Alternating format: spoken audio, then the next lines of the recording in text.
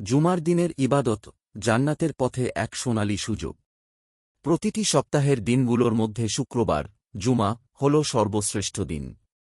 রাসূলুল্লাহ শাহ বলেন, জুমার দিন হল দিনের সর্দার। এদিন আল্লাহর নিকট সবচেয়ে মর্যাদাবান। ইবনু মাজাহ। জুমার দিন মানে শুধু খুতবা আর নামাজ নয়, বরং এটা এক মহামূল্যবান ইবাদতের উৎসব। এক গোসল ও পরিপাটি হয়ে মসজিদে যাওয়া। হাদিসে এসেছে, যে ব্যক্তি জুমার দিন ভালোভাবে গোসল করে পরিচ্ছন্ন হয়ে মসজিদে আগেভাগে যায়, তার প্রতিটি কদমের বিনিময়ে 1 বছরের রোজা ও নামাজের সওয়াব লেখা হয়। তিরমিজি। 2 সূরা কাহফ পাঠ।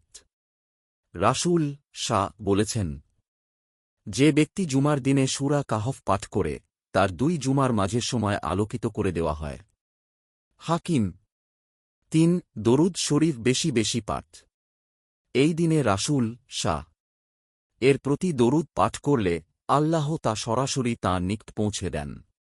তোমরা জুমার দিনে আমার ওপর বেশি বেশি দরুদ পাঠ করো। আবু দাউদ।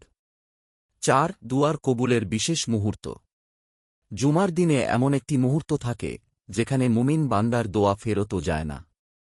যে মুহূর্তে বান্দা কিছু চায়, আল্লাহ তা কবুল করেন। বুখারী। এই দিনটা যেন হারিয়ে না যায় শুধু ঘুম, মোবাইল বা বাজারে ঘোরাঘুরিতে। একটু চেষ্টা, কিছু আমল আর কিছু চোখের পানি, এই দিনেই বদলে যেতে পারে তোমার তাকদীর।